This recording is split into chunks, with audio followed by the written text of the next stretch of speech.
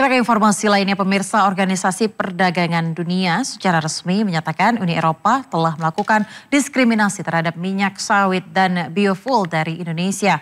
Keputusan WTO ini bertuang dengan jelas dalam laporan hasil putusan panel WTO yang ditetapkan 10 Januari 2025.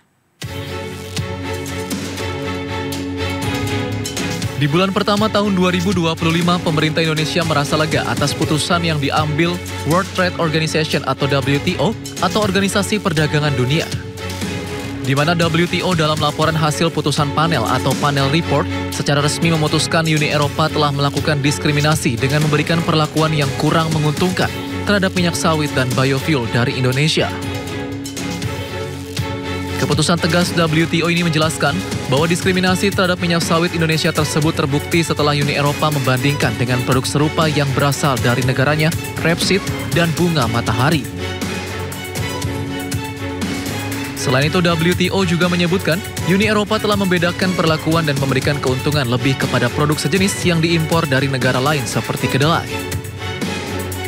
Sementara itu, berdasarkan peraturan WTO, jika tidak ada keberatan dari para pihak yang bersengketa, panel report akan diadopsi dalam kurun waktu 20 hingga 60 hari setelah disirkulasikan kepada anggota WTO. Lebih lanjut, pemerintah Indonesia akan memonitor secara ketat perubahan regulasi Uni Eropa agar sesuai dengan putusan dan rekomendasi di SBWTO, khususnya terkait unsur diskriminasi yang dimenangkan Indonesia.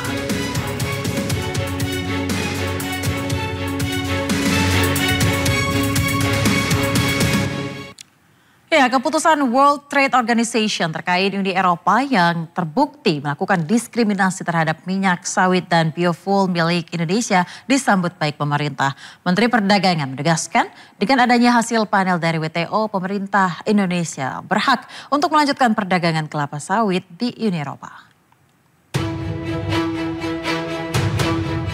Dispute Settlement Body World Trade Organization atau DSBWTO atau Badan Penyelesaian Sengketa Organisasi Perdagangan Dunia memutuskan bahwa Uni Eropa terbukti melakukan diskriminasi terhadap minyak sawit dan biofuel milik Indonesia. Keputusan tersebut diambil dari laporan panel atau panel report WTO tertanggal 10 Januari 2025. Menteri Perdagangan Indonesia Budi Santoso menegaskan, dengan hasil WTO tersebut, pemerintah Indonesia berhasil membuktikan memang adanya diskriminasi oleh Uni Eropa dalam sengketa dagang kelapa sawit di Badan Penyelesaian Sengketa Organisasi Perdagangan Dunia.